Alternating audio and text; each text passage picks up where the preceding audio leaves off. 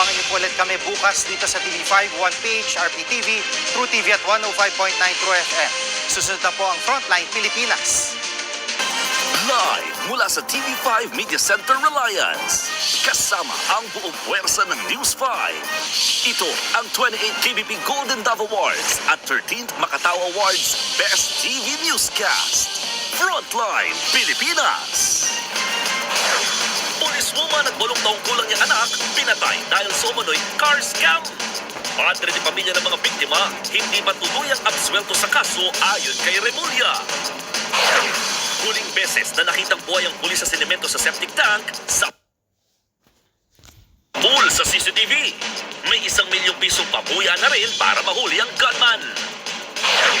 Nanay ni Rian Ramos, rumesbak para sa kanyang anak. Binanata ng PACC sa anyay pagsuporta nito sa dating driver na aktres na isa umanong sinungaling at magnanakaw. Isa pang sapul sa CCTV.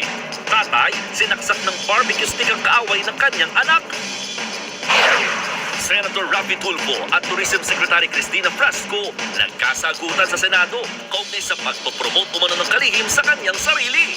I am not running for any national position in 2028 and therefore there would be no reason for me to promote myself. I'm sorry, ma'am. I'm not saying that you're running. Don't put words into my mouth.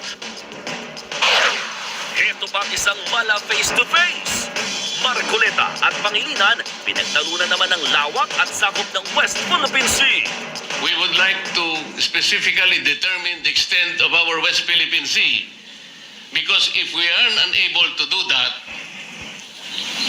baka mahirapan po tayong ipagtanggol hanggang saan ang sa atin. Mr. President, hindi na natin kailangang ipagtanggol ang nasa atin. There is nothing to defend. Ito na nga. AG Naval, ikinuwento ang kanyang pinagdaanan nang isikreto niya ang kanyang mga anak.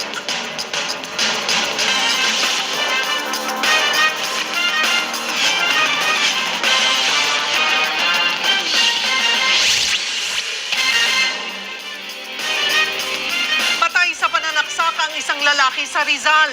Ang sandatang ginamit ng mga suspect, barbecue stick. Nasa frontline na balitang yan si Ian Suyu.